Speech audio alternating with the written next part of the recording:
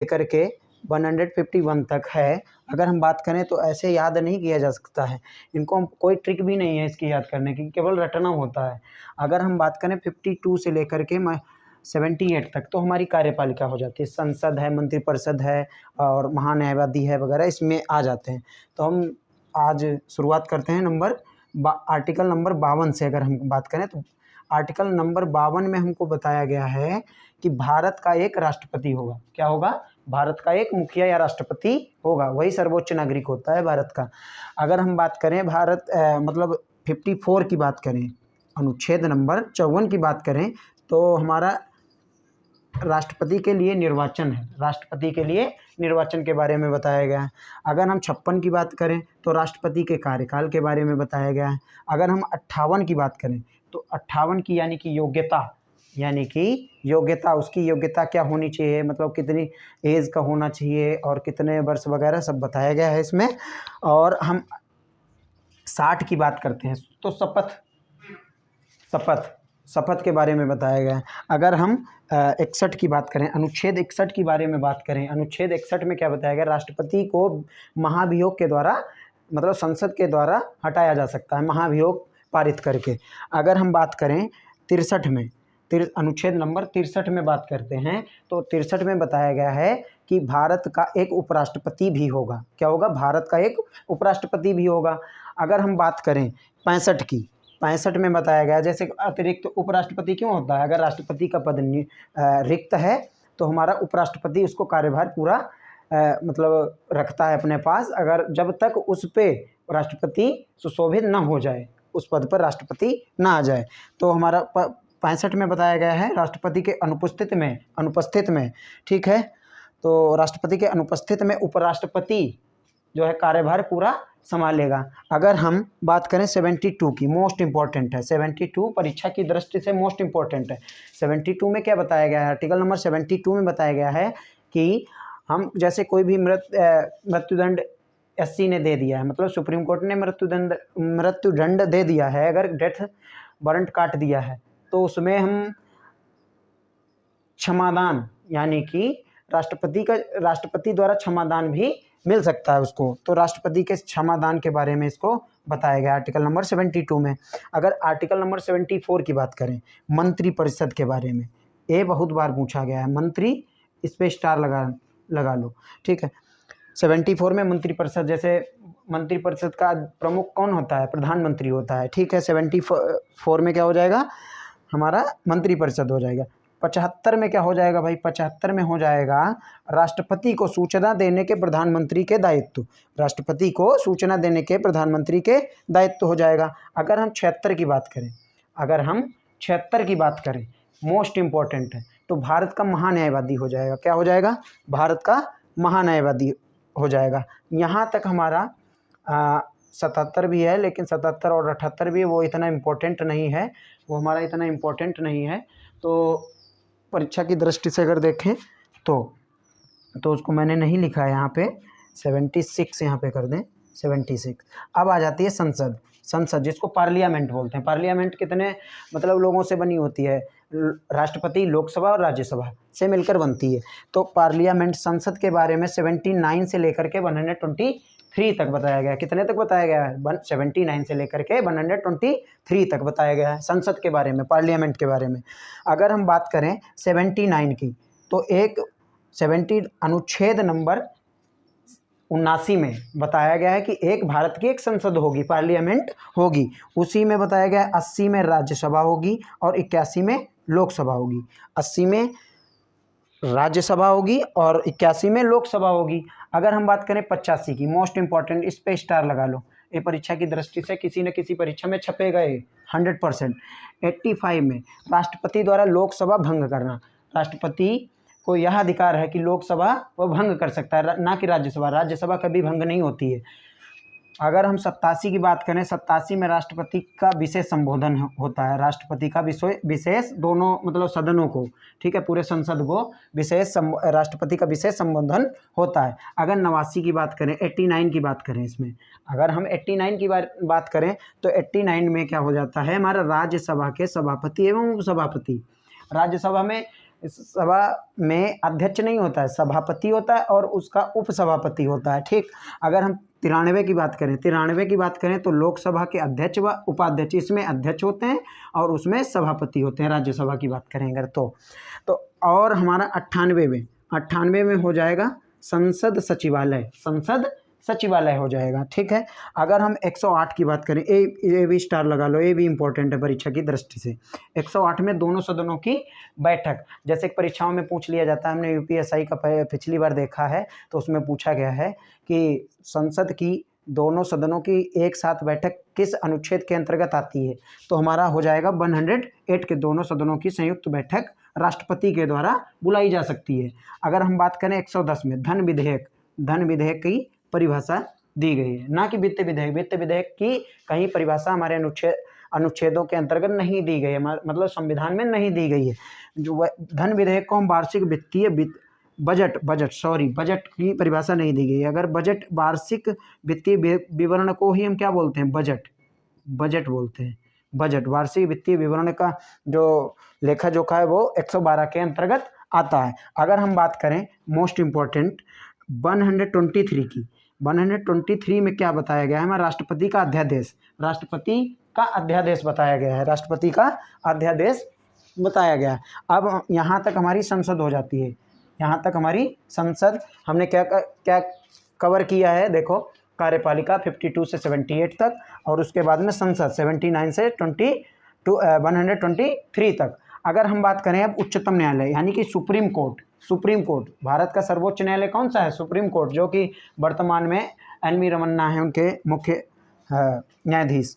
अगर हम बात करें तो 124 में बताया गया है कि एससी का चुनाव, एससी का गठन होगा, यानी कि सुप्रीम कोर्ट का गठन होगा। अगर हम बात करें 124A की NJAC, जो NJAC का मतलब होता है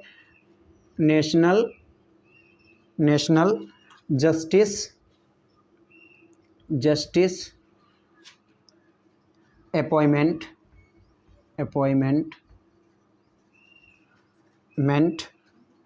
कमीशन। क्या होता है, नेशनल जस्टिस अपॉइंटमेंट कमीशन, राष्ट्रीय न्यायिक नियुक्ति आयोग के बारे में बताया गया है। किस में बताया गया है, 124 का ए में। ठीक है, अगर हम बात करें 126 की, मुख्य न्यायाधीश हमारा सुप्रीम कोर्ट का मुख्य न्यायाधीश के बारे में बताया गया है। ठीक है, 127 की बात करें अगर अन्य न्यायाधीशों के बारे में, जैसे एक मुख्य न्यायाधीश होता है यहाँ पे, जैसे एक मुख्य न्यायाधीश हो गया, इसके नीचे अन्य न्यायाधीश भी हमारे सुप्रीम कोर्ट में होते हैं। अगर हम बात करें 127 की हो गया है, 129 की अभिलेख, यानी कि सुप्रीम कोर्ट जो होगा अभिलेख न्यायालय के रूप में होगा। अभिलेख न्यायालय का मतलब क्या होता है, जैसे कोई भी मामले होते हैं, मैटर्स होते हैं, कोई भी मतलब महत्वपूर्ण मैटर्स क्या बोले, सब कुछ लेखा जोखा उसका सब चीज़ मतलब रखी होती है। ठीक, मतलब एक प्रकार से पूरी की पूरी लिस्ट बना के रखी होती है कि हाँ तुम्हारा ये मामला हमारे सुप्रीम कोर्ट इस वर्ष आया था और इस वर्ष खत्म हुआ है। ठीक, उसी को क्या बोलते हैं, अभिलेख न्यायालय के रूप में बोलते हैं। अगर हम बात करें 132 की, एससी को कुछ मामलों में एचसी का मतलब है यहाँ पे हाई कोर्ट, एचसी को हाई कोर्ट बोलते हैं ना, यानी कि उच्च न्यायालय से अपील कर सकता है। यानी कि 132 हमारा जो एससी को कुछ मामलों में एचसी से अपील कर सकता है। अगर हम बात करें 133 की, एससी को सिविल मामलों में, यानी कि नागरिक, सिविल में क्या होता है, नागरिक, ठीक है, मामलों में एचसी से अपील कर सकता है। अगर हम बात करें 134 की, इसमें क्या दिया गया है, आपराधिक मामलों में एचसी से अपील, यानी कि आपराधिक मामलों में एचसी से अपील, यानी हाई कोर्ट से अपील कर सकता है। अगर हम 139 की बात करें तो रिट किसके अंतर्गत आती है, मतलब सुप्रीम कोर्ट जो है, सुप्रीम कोर्ट किसके अंतर्गत हमारी रिट जारी कर सकता है, किस अनुच्छेद के अंतर्गत जारी कर सकता है, 139 के अंतर्गत। सुप्रीम कोर्ट 139 के अंतर्गत हमारी रिट को जारी करता है, रिट। ठीक, रेट जारी करता है। अगर हम बात करें 143 मोस्ट वांटेड परीक्षा की दृष्टि से, अगर हम 143 की बात करते हैं कि इसमें क्या हो जाएगा, राष्ट्रपति को एचएससी से परामर्श करने की शक्ति। अगर हम मतलब राष्ट्रपति ही ऐसा है जो सुप्रीम कोर्ट से बहस कर सकता है, मतलब परामर्श ले सकता है कि इस मामले पे एक बार फिर से सुनवाई की जाए, या कुछ मामलों में मतलब परामर्श कर सकता है। अगर हम 145 की बात करते हैं, मतलब 145 की बात करें अगर, तो आर्टिकल नंबर 145 एससी के कुछ नियमों के नियम बताए गए हैं कि क्या नियम होते हैं इसके। हर चीज़ के नियम होते हैं ना, उच्च न्यायालय के अलग नियम हैं, जिला परिषद के अलग नियम हैं, हर चीज़ के नियम होते हैं। अब हमारा यहाँ तक है, यानी कि 124 से लेकर के 147 तक, 146 147 इतना इम्पोर्टेंट नहीं है परीक्षा की दृष्टि से। अगर हम बात करें अब CAG controller and auditor general of India, वो किस में है, 148 में, 148 में भारत का महान्यायवादी एवं महालेखा नियंत्रक परीक्षक भी होता है, ठीक है। अगर हम बात करें, हाँ यहाँ तक हमारा कंप्लीट हो चुका है। अब अगर हम बात करें, एक बार रिकॉल कर लेते हैं, कितना, केवल मोटा मोटी रिकॉल करेंगे हम। कार्यपालिका कितने से कितने तक है, किस अनुच्छेद से किस अनुच्छेद तक, 52 से लेकर के 78 तक। अगर हम बात करें संसद के बारे में, संसद कहाँ से कहाँ तक है, 79 से लेकर 123 तक है।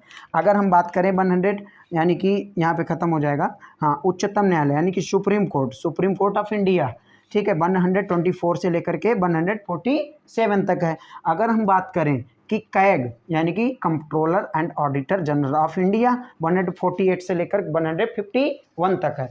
अब जो आएगा हमारा पार्ट, या इसी वीडियो में हम कंसल्ट कर देंगे, एक बार स्क्रीनशॉट वगैरह ले लीजिए आप लोग।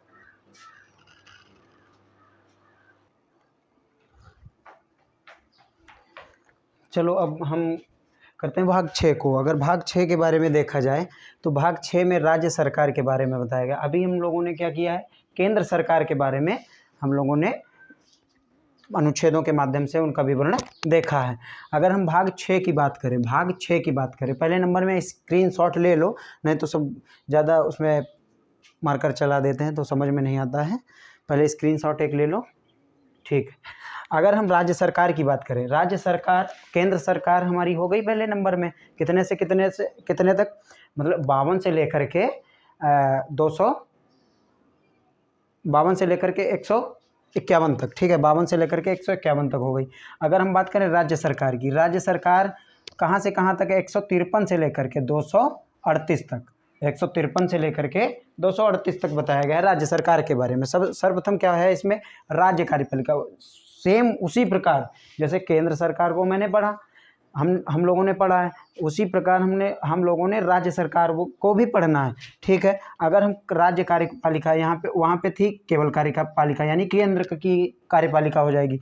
153 से लेकर 167 तक है, 153 से लेकर के 167 तक है।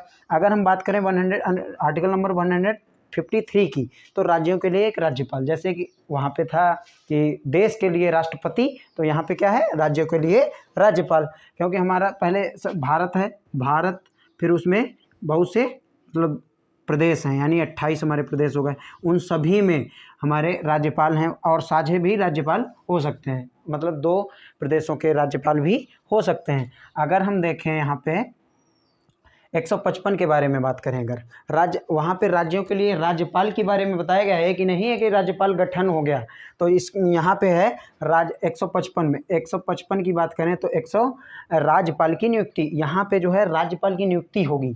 अगर हम बात करें 156 की, तो इसके कार्यपालिका के बारे में बताया, कब तक होता है, 5 वर्ष का होता है इसका कार्यकाल, ठीक है। योग्यता के बारे में बताया गया है 157 में। 159 में बताया गया, जैसे कि उसमें बताया गया था, मतलब राष्ट्रपति को शपथ किस में बताई गई है, बताओ, राष्ट्रपति के लिए शपथ किस में बताई गई, 60 में बताई गई है ना, तो 60 यहाँ पे क्या है, 159 में शपथ है।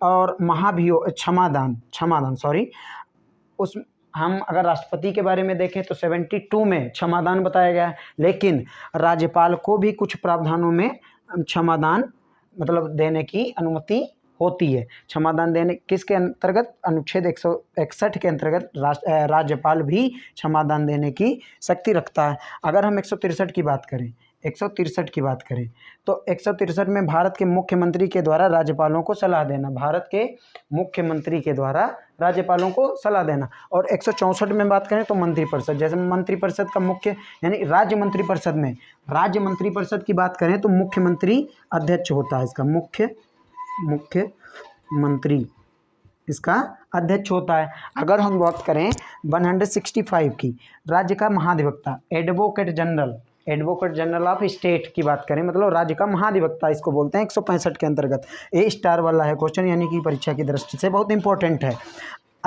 जैसे हम लोगों ने मतलब कार्यपालिका देखी थी, क्या देखी थी? कार्यपालिका कितने से कितने तक? 52 से लेकर के 78 तक। उसी प्रकार सेम राज्य कार्यपालिका कहाँ से कहाँ तक है? 153 से लेकर के 167 तक। इसी प्रकार अगर देखें तो विधानमंडल के बारे में बताएगा। विधानमंडल जैसे हमारी लोकसभा, संसद हमारी पार्लियामेंट कितने लोगों से बनती है? पार्लियामेंट कितने लोगों से बनती है? राष्ट्रपति, और राष्ट्रपति हो जाएगा हमारा, लोकसभा हो जाएगी और राज्यसभा हो जाएगी। उसी प्रकार विधानमंडल में विधानसभा होती है, और मतलब कुछ राज्यों में विधान परिषद भी होते हैं, ठीक है। जैसे अभी 6 राज्यों में हमारे विधान परिषद हैं। अगर हम बात करें तो 168 की बात करें तो विधानमंडल का गठन यानी कि विधानसभा और विधान परिषद का गठन होगा। अगर हम बात करें 169 की, विधान परिषद का गठन यानी कि विधान परिषद का गठन है इसमें, ना कि विधानसभा का। विधानसभा की बात करें, 170 की बात करें तो विधानसभा का गठन हो जाएगा, इसमें विधानसभा का गठन हो जाएगा। अगर हम बात करें 171 अनुच्छेद की, ठीक, विधानमंडल की संरचना हो जाएगी। क्या हो जाएगी? विधानमंडल की संरचना हो जाएगी। अगर हम बात करें 174 की तो राज्यपाल द्वारा विधानसभा भंग करना। उसी प्रकार जैसे कि राष्ट्रपति अनुच्छेद नंबर 85 के अंतर्गत लोकसभा को भंग करता है, उसी सेम कंडीशंस के अकॉर्डिंग और 174 के अकॉर्डिंग अगर हम देखें तो राज्यपाल द्वारा विधानसभा को भंग करने की शक्ति दी गई है। अगर हम बात करें 166 की, राज्यपाल का विशेष संबोधन, जैसे कि उसमें दिया गया था, ऐसा 86 में दिया गया था, ठीक है। तो 176 में राज्यपाल का विशेष संबोधन के बारे में बताया गया है। अगर हम बात करते हैं 178 की, अनुच्छेद नंबर 178 की बात करें तो अध्यक्ष एवं उपाध्यक्ष उसी प्रकार जैसे कैबिनेट में नहीं होता, राज्यसभा और लोकसभा के अध्यक्ष मतलब होते हैं 93 में, और अगर हम बात करें राज्यसभा की तो अगर हम बात करें तो 89 में है, ठीक है। अगर हम इसकी बात करें 178 की यानी कि अनुच्छेद नंबर 128 की बात करते हैं तो अध्यक्ष एवं उपाध्यक्ष के बारे में बताया गया। 182 में सभापति एवं उपसभापति के बारे में बताया गया। 187 में राज्य का सचिवालय, उसी प्रकार जैसे कि 98 में हमारा राज्य केंद्र का मतलब पूरे देश का सचिवालय था, तो उसी प्रकार राज्य का सचिवालय के बारे में किसमें बताया गया है? 187 में, अनुच्छेद नंबर 187 में। अगर हम बात करें 199 की, अनुच्छेद नंबर 199 की, तो वित्त विधेयक के बारे में बताया गया है। वित्त विधेयक की परिभाषा दी गई है। अगर हम बात करें 200 यानी कि अनुच्छेद नंबर 200 की, तो विधेयकों की स्वीकृति, विधेयकों की मतलब स्वीकारना, विधेयकों को स्वीकारना, एक्ट में पारित करना। 202 की बात करें, जैसे हम 112 में उसमें मतलब इस पूरे देश की कार्यपालिका में देखा था हमने, वित्तीय विवरण था ना, उसी प्रकार 202 में वार्षिक वित्तीय विवरण यानी कि राज्य का बजट के बारे में किसमें बताया गया है? 202 में वार्षिक वित्तीय विवरण को ही बजट बोलते हैं। 204 में अगर बात करें, 204 में विनियोजक विधेयक के बारे में बताया गया है। 213 की बात करें, जिस प्रकार 123 में राष्ट्रपति के द्वारा अध्यादेश था, उसी प्रकार 213 में राज्यपाल का अध्यादेश है। राज्यपाल का अध्यादेश के बारे में बताया गया है। यहाँ तक हम लोगों ने कवर किया है राज्य की कार्यपालिका 153 से 167 तक। अगर हम बात करें विधानमंडल यानी कि 168 से 213 तक हमारा कंप्लीट हो चुका है। अब हम बात करते हैं उच्च न्यायालय की। उसी प्रकार जैसे हमने सुप्रीम कोर्ट के बारे में बताया था, तो उच्च न्यायालय यानी कि हाई कोर्ट 214 से लेकर के 231 तक हमारे संविधान में वर्णित है। हाई हाई कोर्ट के बारे में बात करें तो 214 से लेकर के 231 तक। अब हाई कोर्ट के कुछ अनुच्छेदों के बारे में अब बात करते हैं। तो 214 में 214 में राज्यों के लिए उच्च न्यायालय, राज्यों के लिए क्या है, उच्च न्यायालय की बात की गई है। किसमें, राज्यों के 214 में। अगर हम बात करें 215 की बात करें अभिलेख न्यायालय के रूप में, उसी प्रकार जैसे 125 में बताया गया था कि अभिलेख न्यायालय के मतलब एससी जो है अभिलेख न्यायालय के रूप में होगा, उसी प्रकार 215 में अभिलेख न्यायालय के रूप में बताया गया है। अगर हम बात करते हैं 216 की, अगर हम बात करते हैं 216 की, तो 216 में उच्च न्यायालय का गठन बताया गया। 216 में अभी यहाँ तक गठन नहीं बना बताया गया था, मतलब राज्य सरकार के द्वारा संसद मतलब उच्च न्यायालय स्थापित कर सकती है। तो 216 के अंतर्गत, किसके अंतर्गत, 216 के अंतर्गत। अगर हम 222 की बात करें, अगर हम 222 की बात करें, अगर हम 222 के बारे में बात करें तो किसी न्यायाधीश को दूसरे मतलब हाई कोर्ट में ट्रांसफ़र करना यानी स्थानांतरण करना। 222 जैसे गुवाहाटी उच्च न्यायालय के हमारे इलाहाबाद में आ जाते हैं, चेन्नई वाले के हमारे मुंबई में आ जाते हैं, उसी प्रकार सेम किसका मतलब किस अनुच्छेद का यूज़ करके जो आते हैं 222 का। अगर हम 223 की बात करें तो मुख्य न्यायाधीश इसके बारे में बताया गया। मुख्य न्यायाधीश के बारे में किसमें बताया गया, ये इंपॉर्टेंट है, एचसी का मुख्य न्यायाधीश है, ना कि एससी का। एससी मतलब सुप्रीम कोर्ट, एचसी मतलब हाई कोर्ट। अगर हम बात करते हैं 224 की, तो अन्य न्यायाधीशों, जिस प्रकार उसमें एससी में था यानी कि सुप्रीम कोर्ट में था कि एक मुख्य न्यायाधीश बाकी अन्य न्यायाधीश होंगे, उसी प्रकार 226 की बात अगर करें, अनुच्छेद नंबर 226 की बात करें तो यह मोस्ट इम्पॉर्टेंट क्वेश्चन है, ये आ भी चुका है कि याचिकाएं हमारी किस अनुच्छेद के अंतर्गत लागू की जाती हैं। याचिकाएं कब हम दायर कर सकते हैं, किस अनुच्छेद को यूज़ करके, तो 226 ठीक। अगर हम 231 की बात करें, अनुच्छेद नंबर 231 की बात करें तो 2 या 2 से अधिक राज्यों के लिए साझा हाई कोर्ट यानी कि एचसी यानी कि उच्च न्यायालय, यानी 2 प्रदेशों यानी राज्यों या स्टेटों के एक साझा, जैसे हरियाणा और पंजाब का हो गया, एचसी हो जाएगा यानी कि हाई कोर्ट हो जाएगा। अब यहाँ तक हो गया हमारा कंप्लीट उच्च न्यायालय यानी कि हाई कोर्ट 214 से 231 तक। अगर हम बात करें तो अब केवल 2 ही 3 अधीनस्थ न्यायालय ही है। अधीनस्थ न्यायालय में अगर हम बात करते हैं, अधीनस्थ न्यायालय जिस प्रकार जैसे यहाँ पे एससी हो गए, यहाँ पे एचसी हो गए, अब यह इसके नीचे इसके अंडर में एससी यानी कि सुप्रीम कोर्ट के अंडर में क्या आएगा, एचसी आएगा यानी कि हाई कोर्ट आएगा। हाई कोर्ट के अंडर में जिला अधीनस्थ न्यायालय और जिला न्यायालय वगैरह इसी के अंतर्गत आते हैं हमारे।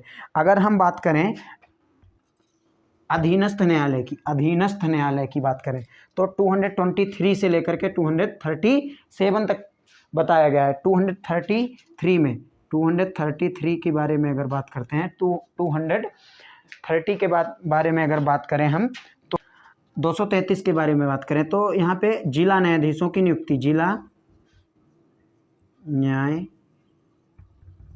की नियुक्ति के बारे में बताया गया हमारा, जिला न्यायाधीशों की नियुक्ति के बारे में। अधीनस्थ न्यायालयों पर नियंत्रण, अगर 234 की बात करें, 234 में क्या है हमारा, 235 की बात करें, 235 की बात करें तो मतलब जिला अधीनस्थ न्यायालयों पर नियंत्रण, अधीनस्थ न्यायालयों पर नियंत्रण ठीक। अगर हम बात करें तो अब हमारा कहाँ तक कंप्लीट हुआ है, 235 तक, यानी कि हमारा आज हुआ कंप्लीट है। अगर हम देखें बोर्ड पे देखें तो हो जाएगा हमारा कार्यपालिका यानी कि केंद्र की कार्यपालिका के बारे में हमने समझा है इसी वीडियो में, यानी कि 52 से लेकर के 213 तक, 52 से लेकर के हमारा हो जाएगा, कितना हो जाएगा, 151 तक, 152 तक मान लो ठीक।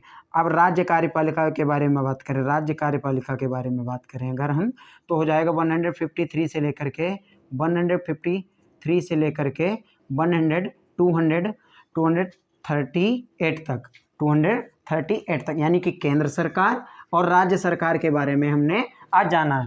अगले वीडियो में हम के भाग 7 यानी 6 हो गया, भाग 7 हमारा तो निरस्त हो चुका है। भाग 7 की बात करें अगर हम, 7वें संविधान संशोधन 1956 के द्वारा 7 को निरस्त कर दिया गया था। 8 के बारे में, केंद्र शासित प्रदेशों के बारे में बात करेंगे। Thank you.